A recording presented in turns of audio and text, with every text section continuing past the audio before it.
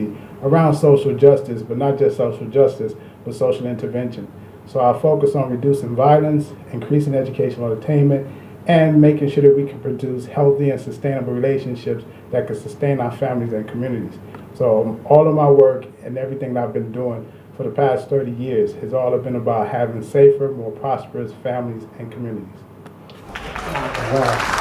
Okay, yeah, I think you've got all the answers to what's going on. You've got all the answers to what's going on in London at the moment. He's got answers. Like He's a fountain of knowledge. And Errol, so tell me a little bit about yourself.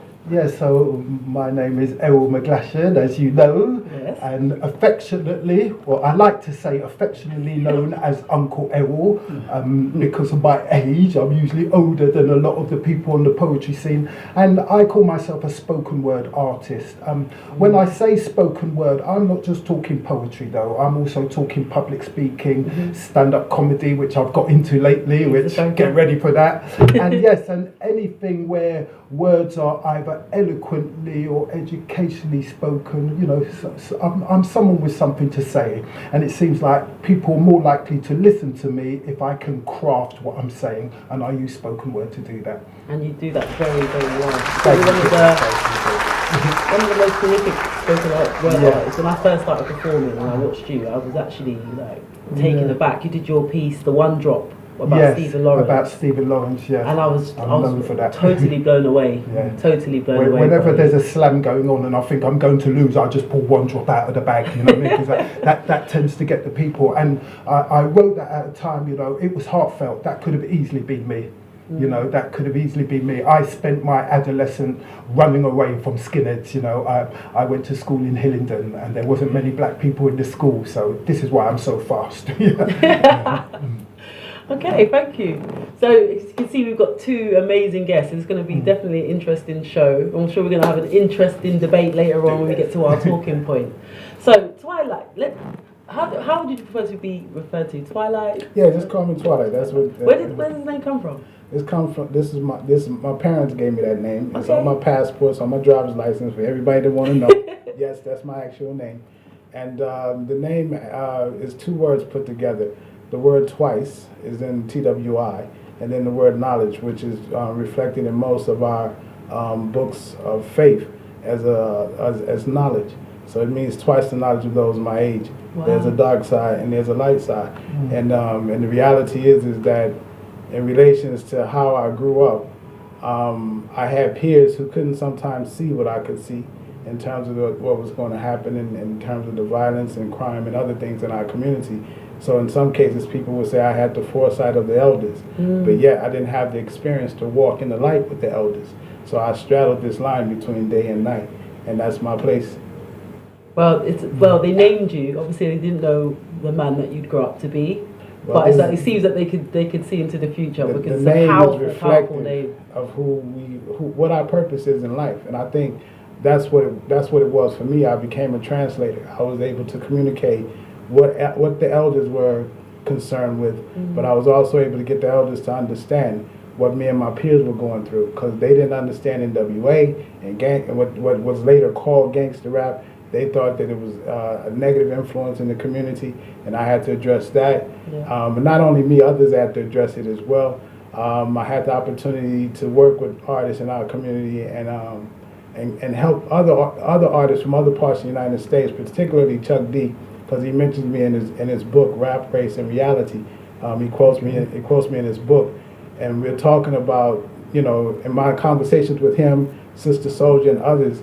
We was helping them to understand what the context of Los Angeles was, because for people looking from the outside looking in, they didn't have an understanding of what was actually happening in the culture, and that people weren't just blindly participating in violence, and things didn't. It's similar to what's happening now, really, with drill.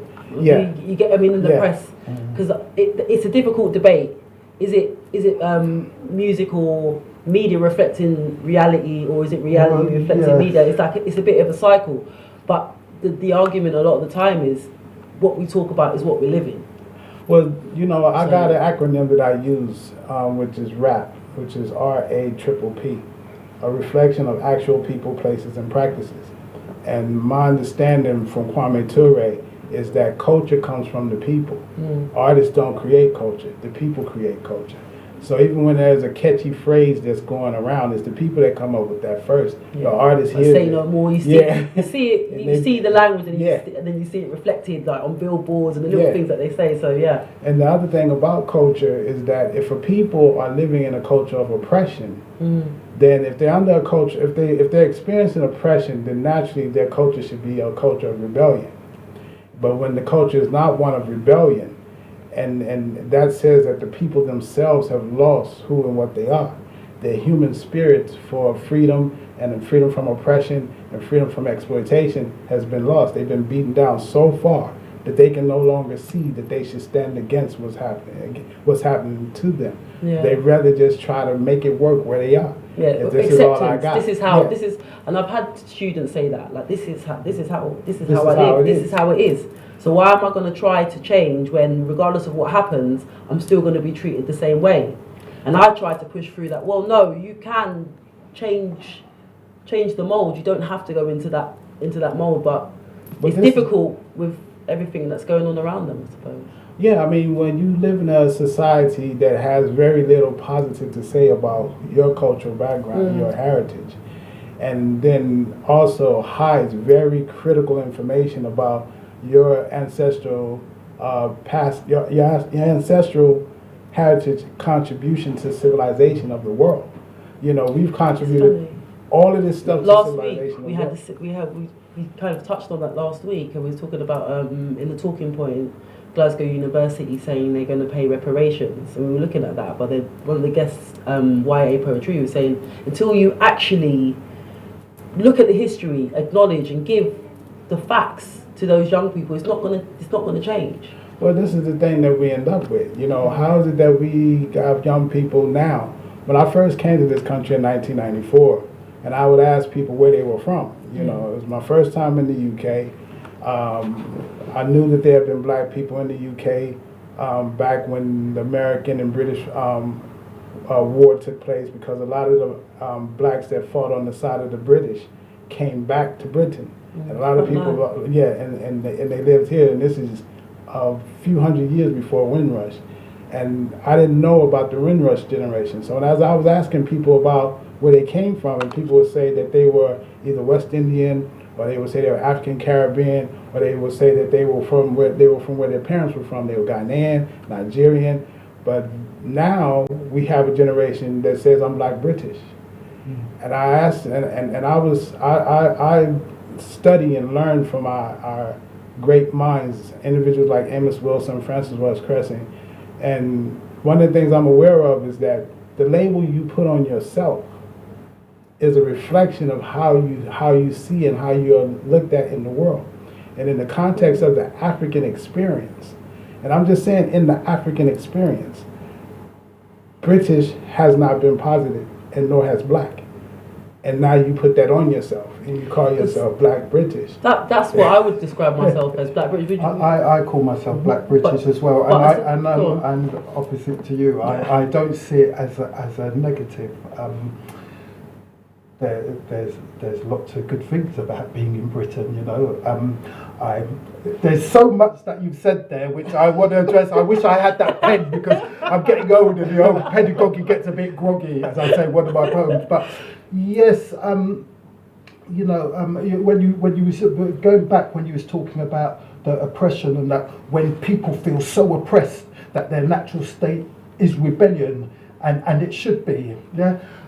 I question this oppression. I do question it, you know. I remember the oppression that I suffered when I was young was white boys calling me a gollywog, you know what I mean? I've got to say, and one thing that reminded me, like when you're saying about Twilight, your name is Twilight, the friendly white guys used to call me Twilight, because Twilight is just before dark. Yes. You get it? Just before dark, yeah? So that was a friendly term which was used. I am not seeing the oppression that young people are getting in Britain, which is causing them to rebel in the way that you're talking about. I see lots of opportunities. Yes, I know. And I say this, I know, and people want to get angry with me and they want to fight me over it, but I see lots of opportunity. Now, in life, yeah, when you've got goals, there is going to be some sort of obstacle, you know what I mean? No one's going to make the way for you. Life is a tragic place, you know what I mean? Just living, no matter where you are, if you've got certain goals, certain things are going to go in the way, you know?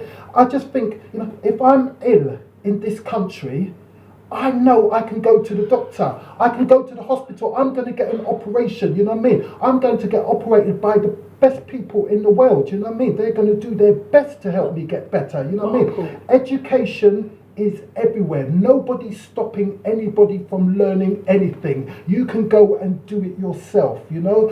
When you talk about, you know, people talk about cups and the youth clubs and all the rest of it, listen, there's youth clubs everywhere. I go to adult gymnastics. You want to see the amount of people who are going there, you know? There is funding, there's organisations, and they exist just for the purpose of giving money to people who have got a business idea or who want to do something, who want to do better for themselves. You go to university, they're paying for it, they're paying for everything. Okay. So I'm asking, where is the oppression apart from a few overzealous coppers who, when they arrest you, they get a bit heavy?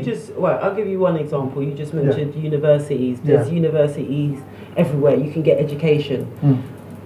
Recently, in the last few years, tuition fees used to be $3,000 for your tuition fees. They've raised that to $9,000.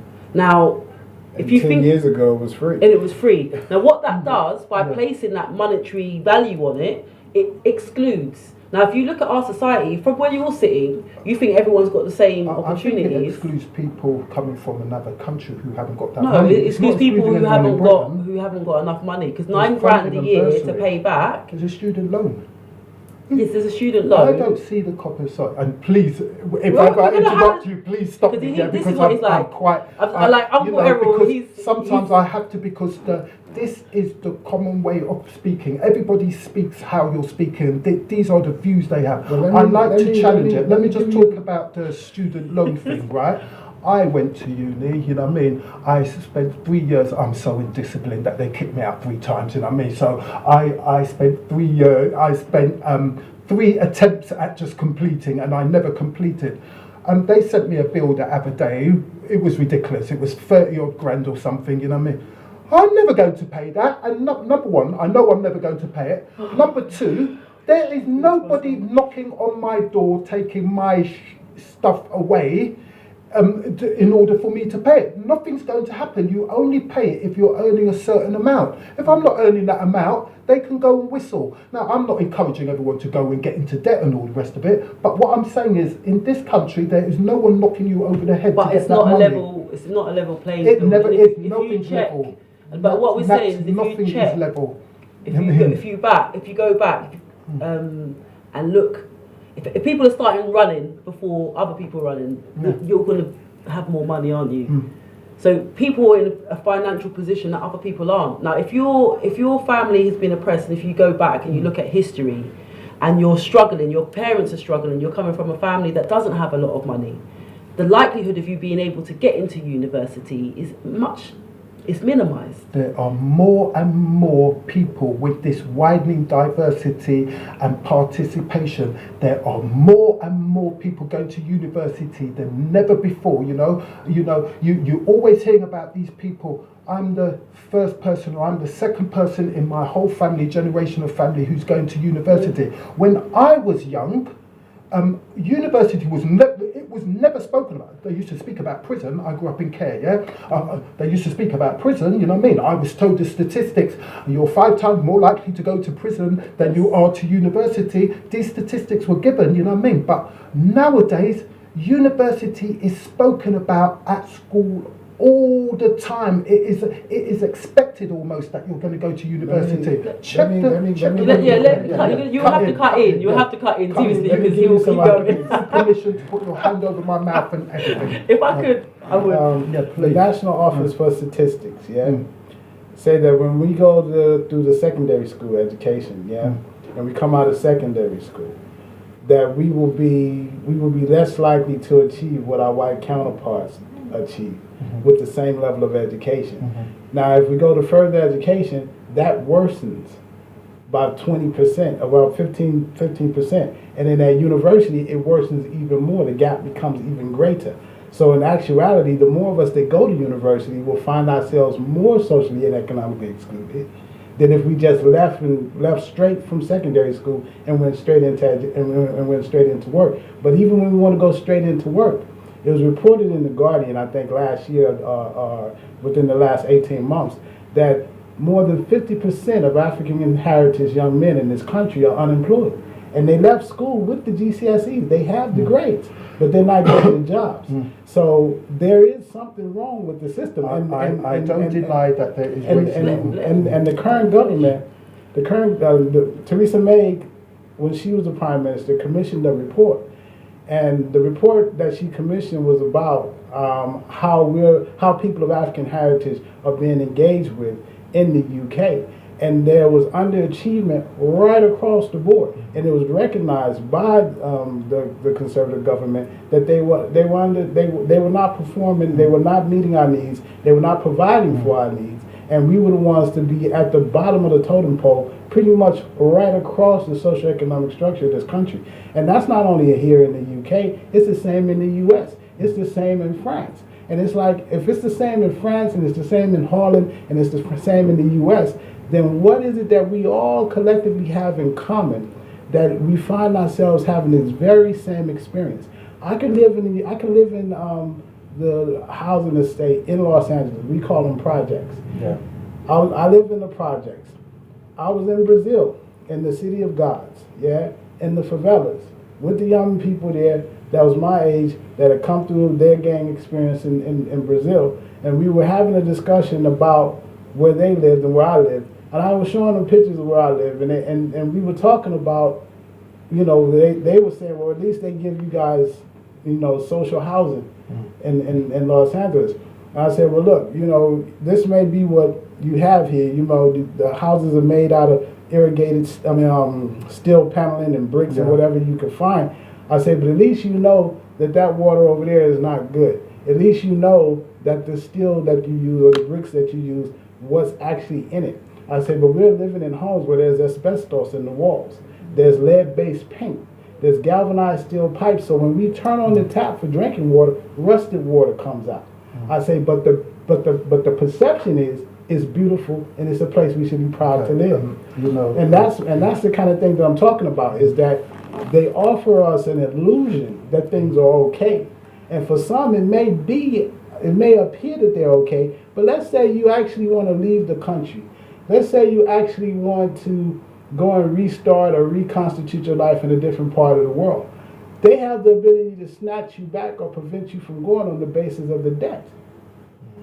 And this is something that people don't want hanging over their heads.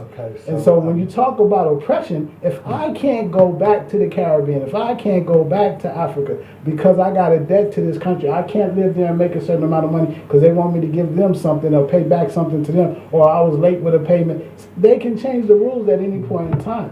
And we saw this with Margaret Thatcher when she changed the right to the birthright of people born in this country to their citizenship here, and pretty much took a whole generation of African Caribbean and African heritage young people who were born in this country and they don't have their citizenship because their parents didn't sort their paperwork right, didn't sort their paperwork out, and that's a form of oppression. I'm going to forget what I was saying there. Please note how disciplined I am being right now. He's being extremely good, guys. If you know Uncle Errol. People are watching. Let's go back to the education. I just want to say something about that. We're supposed to be interviewing you, but we've gone straight to the discussion, but it's amazing. Come on, let's go. There are health and safety standards, I got a letter the other day saying if someone's going to come round to my council flat to check if there's asbestos there. Everyone, I live on a estate with thousands of flats and that, everyone got that, There are health and safety standards. Now, I know there are problems. I know sometimes they don't reach the goal they're meant to, just like me when I will got a certain goal and I don't reach it. They've also got this issue, you know what I mean? But they are there. There are health and safety things in the factories and, you know, didn't mention factories, but the houses, you know what I mean? There are people going around testing the water. The reason they're testing the water is because they know there is a problem. So, and they're not pretending to do it. They are going around. They come, they drill the hole in the wall and they're talking about asbestos and then they're making a date to come and shift it out. So I'm saying that there are No, what I'm saying, you do very good. And I really want to respond to about 10 more things. But what I'm saying, what I think Twilight's trying to say is that it's a perception, and I think you're with that perception that, you know, if everything's all right, you've grown up. But also, I'm seeing a perception here, so I'm not just going by my perception. I'm going by my experience. I know there's nothing stopping me from what I want to do in this country. Nothing stopping. I can't go to America because I've got a bit of a dodgy background. You know what I mean? So it's going to. Please don't get me famous in America because I won't be able to go over there and perform because they probably won't let me unless, you know what I mean. My mate Trump sort of has a word. You know what I mean? No, I'm joking about that. There is a perception of oppression. There is a perception of unfairness. In my experience, as I'm walking around, I'm not experiencing it. Now, I just want to go back to the education thing, right? You know, remember, they do these tests on black kids and white kids, and they see the black kids, and the black kids have got better eye control than the white kids. They can hold their neck up, they're more aware of their bodies and all the rest of it, you know what I mean? But then they come out of school, something happens in the education system which kind of sends them back, you know what I mean? Now, I'm not denying that there is a thing, racism. I'm not denying that, there is that. But I would say it's just one of these things that we have to overcome. We whinge. I'm sorry, I don't want to offend anyone. I think we whinge way too much. Let me tell you, education doesn't just happen at school. All the crap that you learn at uni, you don't need it. Most of these people going to uni, they don't get, you know what I mean, big jobs afterwards. They're working in Tesco's, they're working in McDonald's, you know what I mean? It's not everything that cuts out to be. I believe that the best education you can get is that when you learn how to learn.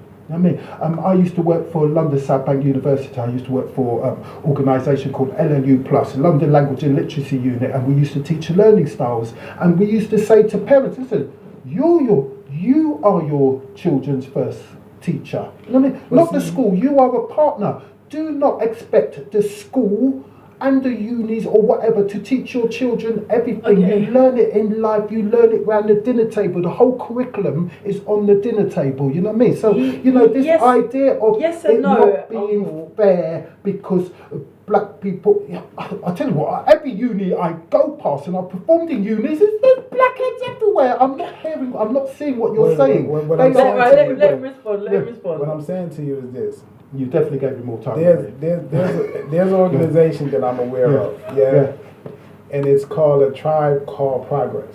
A Tribe Called Progress. Yes, London-based, black organization, developed by young professionals coming out of university. Now, one of the reasons that this organization exists is because you have young black professionals coming out of university that are going for jobs in the city. And come out with a particular skill set and not able to go into the positions that they've studied for and trained for while in uni because they're black. You're saying? Let's look at what the experience is. They're not able to get into those positions, and the number one reason that they're constantly being given is they don't have enough experience. So A Tribe Called Progress sets them up where they can work with black organizations in the community to build their experience and build up their profile to be able to get into those jobs.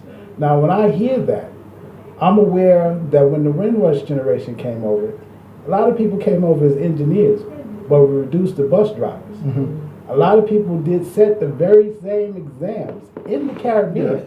The exams were graded here, but then they told them when they came here that their qualifications wasn't. You know why? relevant. Because they was a challenge to the white people who fought in the war, and they said, "Right, we fought in the war, and then these other people who don't even live here." You know what I mean? But then what you're saying is we're starting. They're starting on a different level. If you're educated and you've come over, you're educated to a certain level, but you're not recognised for your skills and your ability.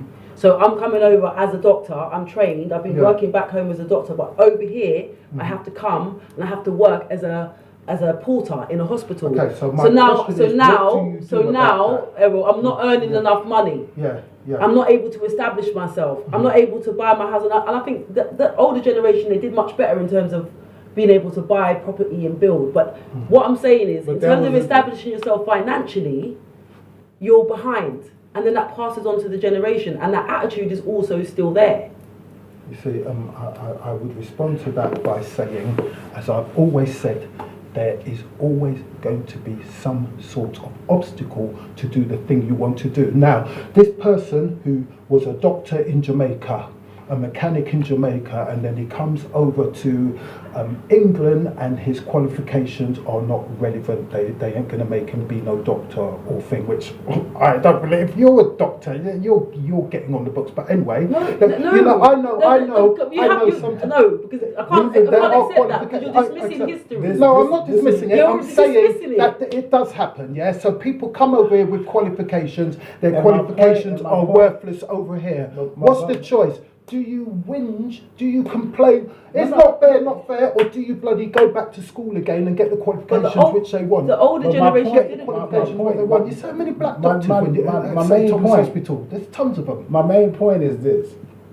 The Windrush generation experienced that. Yeah. Now you got young people, young black professionals, young 30-somethings, young 20-somethings in the city now, still experiencing the same thing their grandparents And there are people addressing it by this, what do you call it? Random for progress. But what I'm getting at is that, they're taking actions.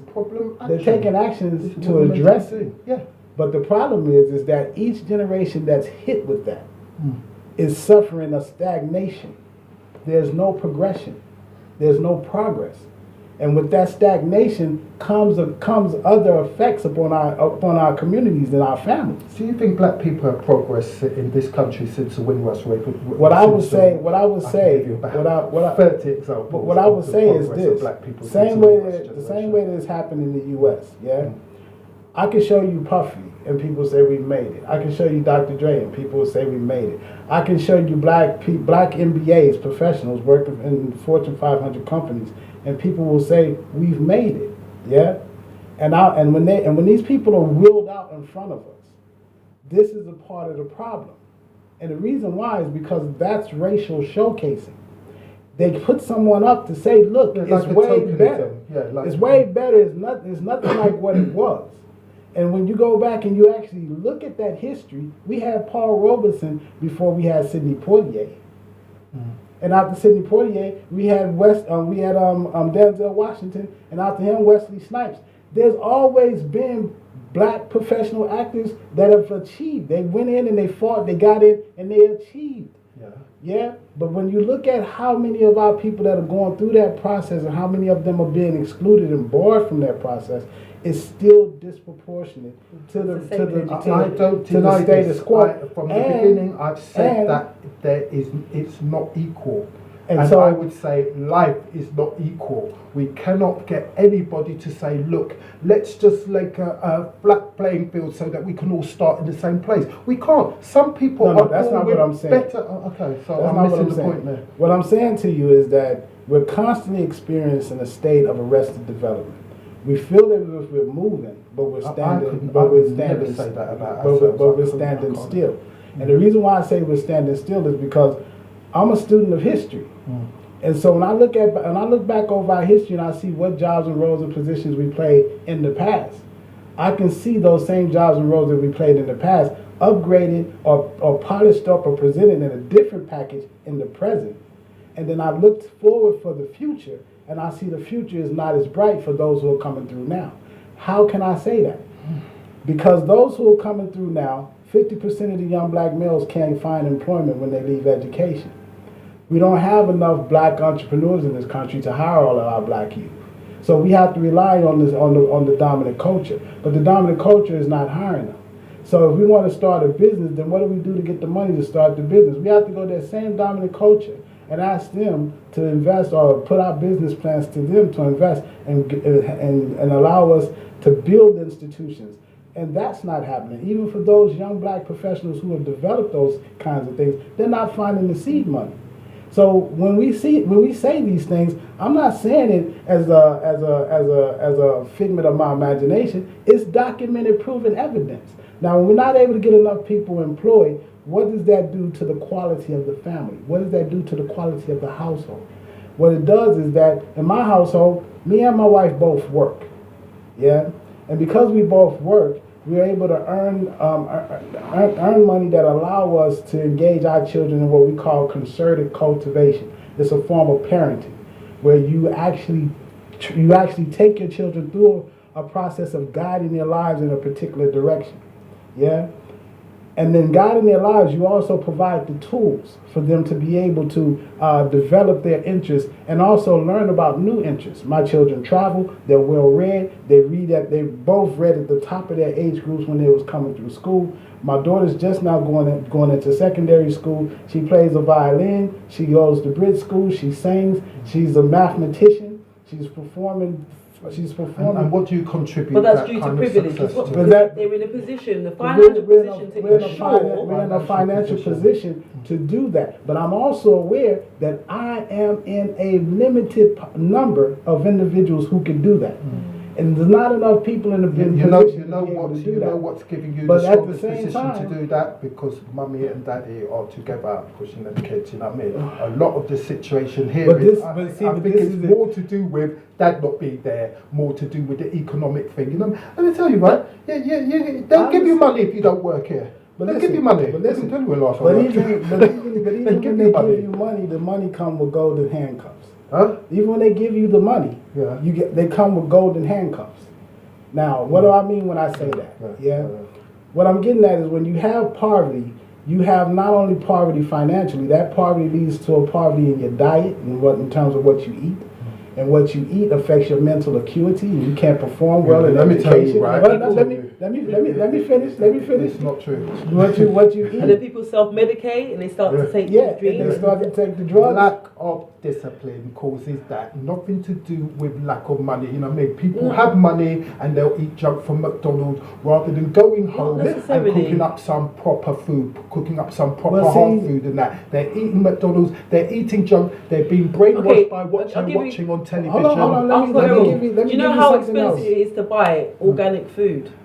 Go to one of those I'm not really talking about organic food. No, but what I'm trying to say to you is, like, we go around in circles, not going around in circles, we're diverse.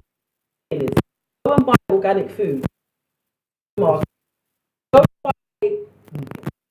and buy.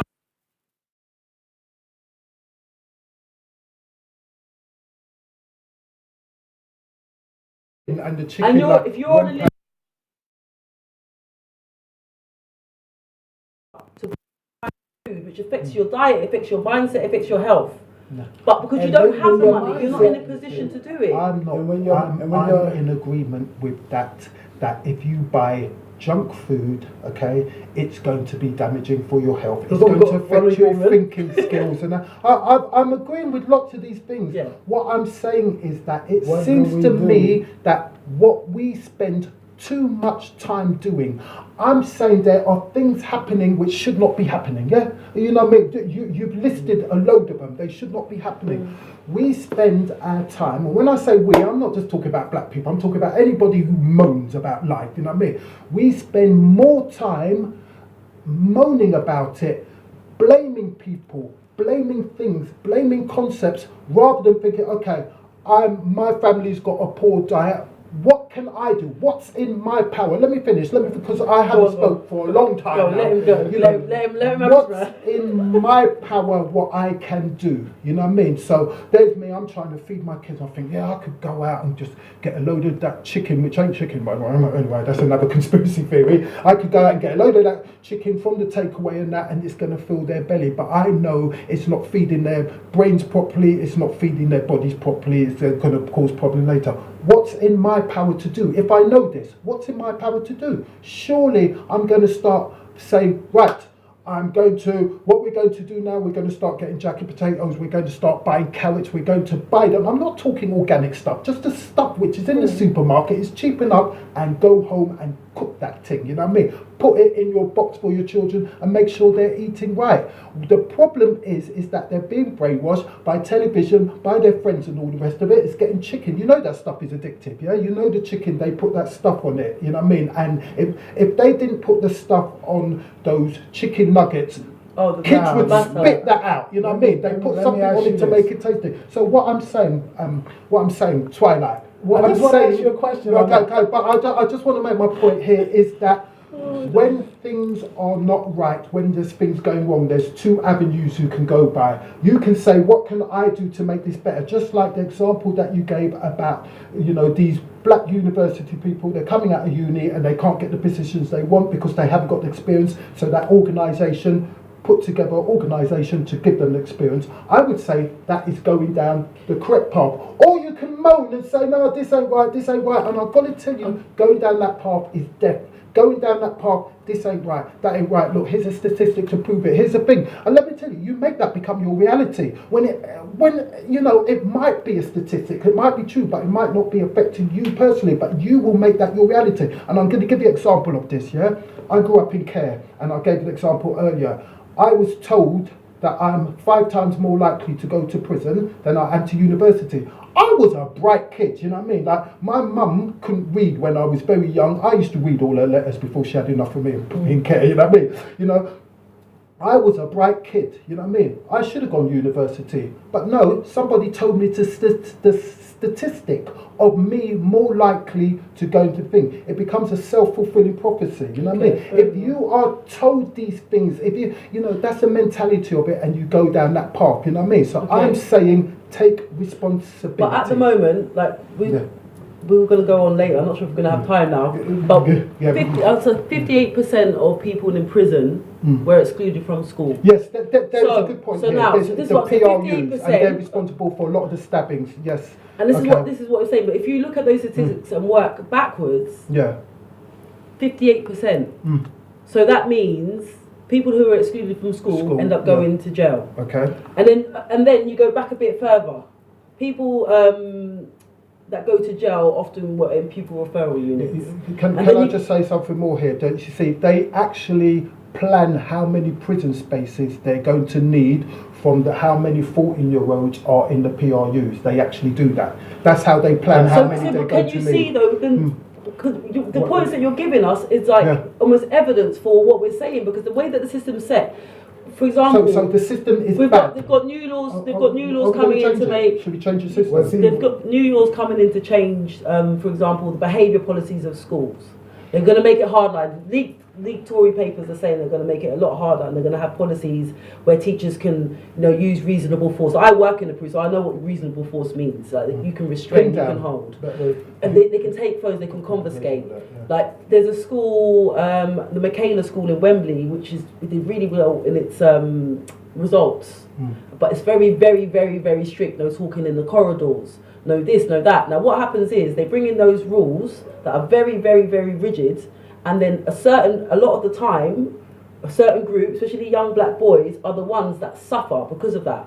And then they end up. Why would the black boys suffer? This is the statistics that are there. I'm just wondering. But sometimes I think it's because of personality. For example, my son, he's 6'4". He's 14. When he gets annoyed.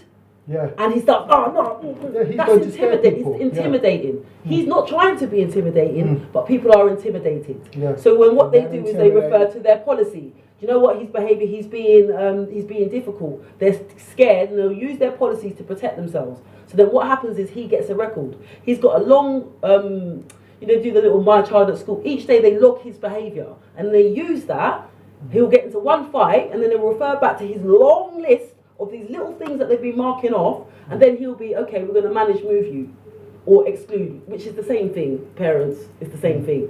Manage move or exclude you. Then somebody who's not a really bad young person, he's not violent, he's not rude, gets lumped in with the people who are. Then his behaviour is altered, because you have to either sink or swim. So now you're surrounded by people who are on a negative path because they've been through the same cycle as you. Nobody's really learning, and then you get caught into this pattern of behaviour. And a lot of the time those kids are the ones that end up going out there onto the road, making money in a certain way, getting arrested. So now you're in jail. So what I'm saying is it filters down, it filters back. It's not so much So, that so, it what, is. so what do we do about that? So what you've just described is a horrible situation. Sorry, what you've described is a terrible situation. You know what I mean? I wouldn't know what to do if my son was there. I'd be thinking, gosh. So there's some kind of behavioural thing, or they've misread the behaviour. So now they put him in the PRU with all these rude boys. You know what I mean, and all the rest of it. And I think, what can we do about that? So your son. So this is what I'm saying. What you're in control. Your son is going through that. Your son is going through that. I'll tell you what do I we do. What do we do? What I do, Yeah. obviously I speak to him and try to educate him Yeah. about his perception and how he's seen and Yeah. how to keep himself safe, Yeah, so which he constantly doesn't talk to always him, take yeah. in. But Okay. then I also make sure that I follow up. Mm. Anytime that they send a letter home or they exclude him, or I check it up and go and I challenge it, or they'll at least have a written response Yeah. online. So Or you on get paper, on involved. file, I As a get involved. parent, you're But not gonna get everybody is involved. in the position or No. has the knowledge of system that I have, No, or they're no. articulate enough to do it. But they can find out. This is what I'm saying. So you've But- gone down the But right what I'm trying to path say, now. I have, Yeah. and I'm in a certain Yeah. position. So if you So can, this- can't other people? As it cut Can off. you, no, you can keep talking. Yeah. This is just showing the statistics. Look, the statistics So are let me- showing. let Look me- at the amount of exclusions, Yeah. mixed, Yeah. and black. Now, the only group that's higher than that is travellers and gypsies I who don't totally agree conform that to they the are society. using the PRUs too much. They need to use other strategies. You know what I mean? There has to be other strategies Well, used in. Let me But do we offer. put all that let me- effort let into me getting the offer. government. Okay, let's to do give that? let's give Twilight a go. I swear Twilight's spoken more than me. But that's a first, actually. So you know what? Let me We just have to get your phone on. let me offer something. First of all, I want to say that whenever faced with a problem, you have to have full knowledge and understanding of the problem you face. Okay. So knowing the lay of the land gives you your baseline of where you need to work from. Okay. Without knowing that, you're fighting blind. Okay. You can't even see your target. So for me to know the statistics, it's not so much that it's statistics. What it is these are actual bodies and actual people that are in these institutions and in these situations. So we have to see them as not being statistics, but seeing them as actual lives. So if that many people's lives are affected, then something's not working. Okay. And so what do I do about what's not working? This is the bit Yeah. I'm interested in. And so, and what that means is, first off, I need to get full knowledge and understanding of the problem. Then, after I get that full knowledge and understanding of the problem, I then have to. The problem being that your child is going through It's this not thing. just This my is what he child. does for work. So Okay, yeah, It's yeah, not- yeah. it's not- I'm it's not- listening. it's not- I'm It's listening. not just my child. But So a child. So you I know, eliminate. you see, the problem is we generalise, and I believe that if we can bring it in, so Natural's talking about her child, what is the problem, what you're talking about? Here- Because this is what we do. We generalise and then we can't deal with No, it. no, I'm not generalizing. Okay, because so- my son is 19. Okay, so And your God- son's doing well and all the rest of it. And one of my Give me a problem. one of the members of my family, my community family, 18 years old, was shot and killed 2 years ago. So to that. Yeah, right here in London. Now I'm thinking this ain't LA. Okay. but it's You getting understand? like, So I understand that, and I understand that each time my son leaves that house, anything can happen. God forbid, and I pray for his life every day. So shall we treat I that as the know. problem, that we're worried, you're worried that when Now, your son what I'm leaves the looking house, at- something could go wrong? But this is what I'm looking at. So I see the situation. Yeah. First thing I did when I came to this country and came to live is I studied the law. But when I studied the law through my experience, yeah, through my lived experience as a black man in America. I understood the history between the United States and Britain. And understanding that history also led me to see something in Britain that most people didn't see. Because people don't look at the country that they live in through their heritage. They look at it as Britain, the place they've come to. But if I look at it through my heritage, then I have to look at its relationship to me and my kind. And then I look at that in relations to its laws and how its laws are applied to me and my kind. And just like in the United States, is slavery abolished in the United States? Is it over? No, I don't really know. You know what I mean? It probably is. There's probably a law stopping it, But but do then you- there's probably an but outcome. but What I'm let- asking is, how does this knowledge help you I'm about to give from it to making you. sure that your I'm- child ain't going I'm- to get shot and you know I'm what I mean, about God to forbid, tell you know? we're gonna have I understood that the 13th Amendment in the United States Constitution which is said to have been the amendment brought in to end slavery, never ended slavery. Yeah, I've heard something. I've seen a few YouTube videos around this. It made slavery something that only was applicable if you was convicted and put in prison. Yeah. I came to Britain in the Human Rights Act, Article 4, 1998, Human Rights Act, Article 4, says the exact same thing. Okay, cool. And that's 1998. Now, in order for them to pass the 1998 legislation in this country, they had to abolish, the 1833 Abolition of Slavery Act. They had to take it off the books to make the way for this one. Okay. So then I recognized that this is not good.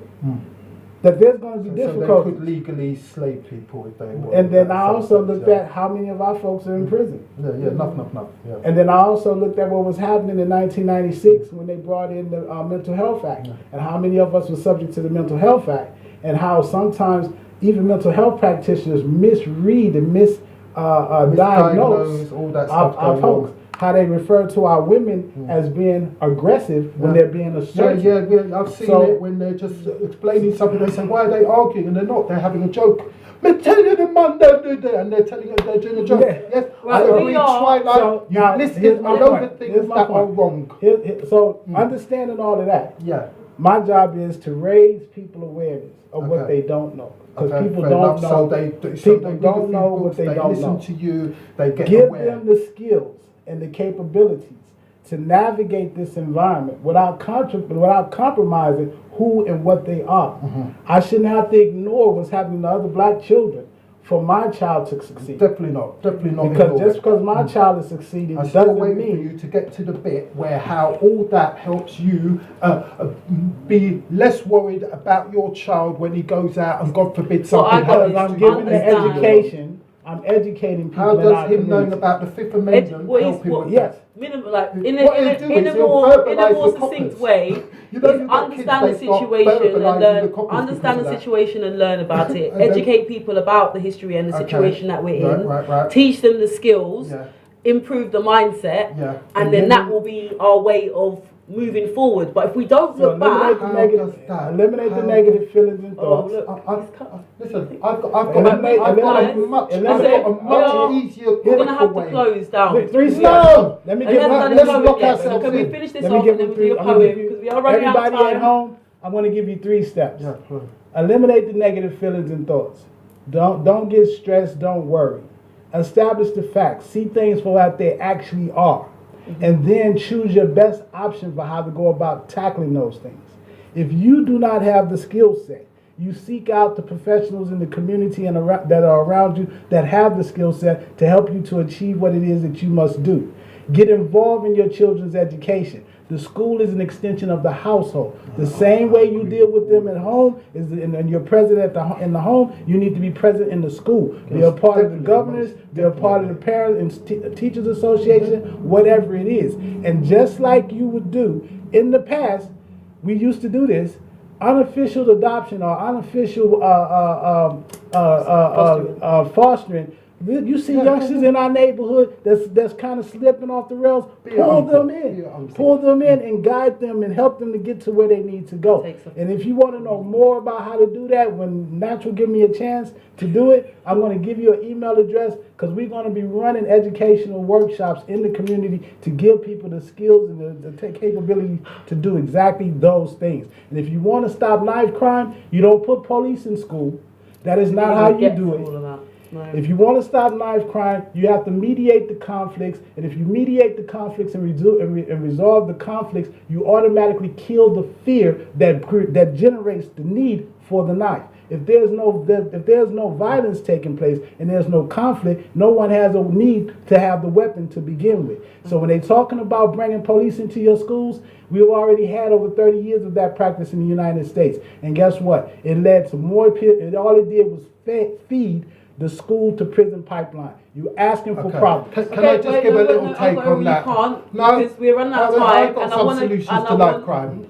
Okay, I want to get you on at least before the poem before maybe you I'll go. do half a poem. So, I mean, if you want to say, if No, you want to add something to that, because you know you're going to keep going. But what I'm saying is, I want to get you on, and we're actually. I will perform a poem, but we didn't get a chance to talk about the poetry. We didn't get a chance to talk about anything. And I've got to say, right, what you're talking about is interesting. It's not deniable, but I don't think it helps with the day-to-day stuff what we're dealing with now. You know what I mean? Okay. The kid walking with a knife today or walking with one next week, him knowing all of that ain't going to stop him doing that. What's going to stop him from walking with a knife? You stop him and search him and take it off him. All right. Or the parents stop him and search him and take him off him. Or you check your knife drawer. Or you speak to the younger siblings and say, what's he up to? Or you look on his phone. Or you speak to his friends and find out what's going on. Get involved in your child kid. There's stuff to do there. Right, the so Poetry Awards. Can I set up here? Yeah, so basically, Uncle Errol, go step into the booth. Uncle Errol and myself have been nominated for the Poetry Award for Best Spoken Word Artist. So before, maybe I should speak. Before, so if you listen, can I just say, right? Vote for me, yeah. Vote for me. But if you're not going to vote for me, then vote for Natural Rights here, yeah. And you go onto the Poetry Awards. So you can do the poem here. So basically, poetryawards.com. Vote for Uncle Errol, vote for me. Natural Rights. Forget all the other wannabes. Ignore those other names. But you can do your poem. You can do your poem sitting here because we're running out of time. So you can sit here. You hear it. We've got a mic here. So you know what?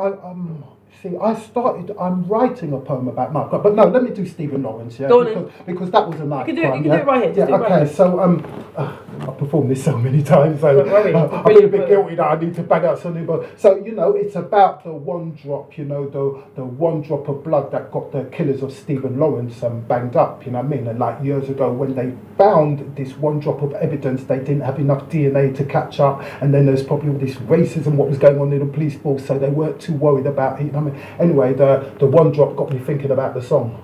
Yeah? You know the song. I'm going to sing that for you. Yeah? Why you,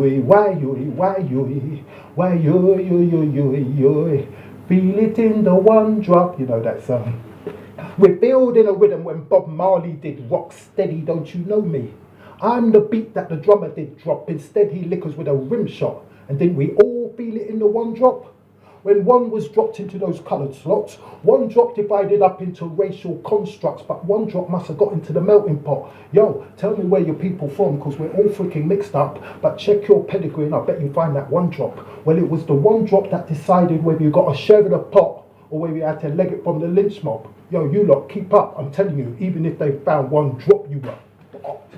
Yet, it was that one drop of pluck that runneth over the cup that gave Rosa Parks the pluck. She said, you know what, I ain't going to give my seat up. And while I'm at it, let me explain my personal position. For now, I'll tick ballot box, I'll even sign the petition. But if we cannot cotch at the table and suck from the cup, then we'll burst down and we'll mash it up, because the one drop cannot be stopped. It's existed over epoch and it comes in many constructs. We are not just that one drop in the ocean. Open your eyes up and you'll find the whole ocean in that one drop. So stick that in your homeopathic concoct.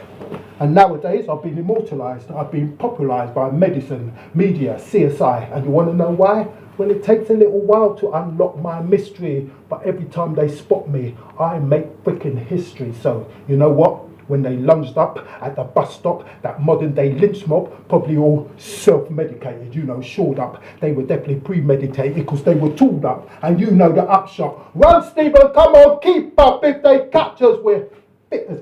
My boy ran 200 yards until he stopped, until he dropped, bleeding profusely from 2 fatal cuts, which dumbass cops never even tried to stop and apply a little first aid balm. And you saw in the Voice newspaper the Photoshop of a mother face palm and a dad with his hands over his head. Tops, yo, pops! How you gonna clean this one up? Not with 1,000 mops. A police investigation, you what? It was a cock-up that a crooked cop had been paid to obstruct. I mean, the examination didn't reveal the one drop. One drop ain't so easy to spot, but you know what? They just gave up. Locked stuff up in a property box to moulder and rot, leaving those little bashes free as Scott, bowling round the state like they was a top-notch. Just watch. In her grief and despair, she called on me, the one drop, and we made a pact then and there that we'd never give up. As long as her veins held one drop, she was going to keep bringing it up, and Stephen was not going to get forgot. So with me, the one drop, she filled up her pots. When they run her over, she got out her mop, and she forced those fascist cops to clean their shit up. And you know what? Things actually changed. Laws got rearranged. that racist institution was named and shamed, and when science finally caught up with me, the one drop, well, that's when it all came on top. I was the one drop that made the lies stop, and at least 2 of those little bashes are banged up. And I know nowadays it's kind of cushy, but for the next 15 years, they ain't gonna get no pussy, because that kind of thing just ain't allowed in prison. And there may come a time when we can forgive them, but that time ain't right now. So you know what? I say, and I think whenever Stephen is brought up, and I think about what it has taught us, it's the same old cliche, said in so many better ways, you never give up. And when your arse is down in the fire, we're calling that one drop, and you know what? You're gonna find a reservoir. Why you? One drop dedicated to Stephen Lawrence and Doreen Lawrence's fight for justice. Fantastic, thank you. That spoken word. Artist of the Year nominee, Yes. Errol, Uncle Yes, Errol. Uncle Thank Errol. you so much, guys. We've run Uncle way over time, but it's been a brilliant show. I think I'm gonna have to have you back, Twilight.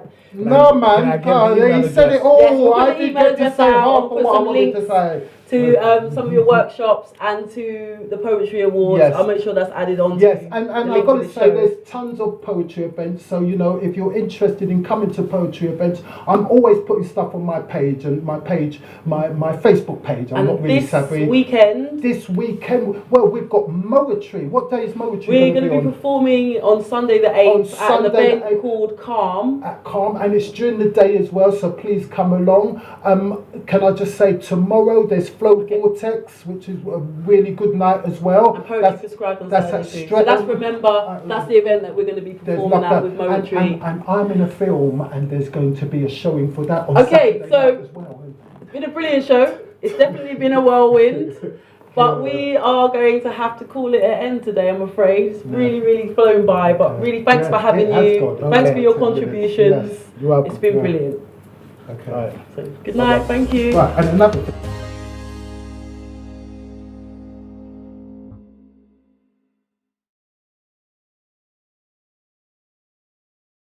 To EPRA Awards 2019 for great relaxation and realization of achievements.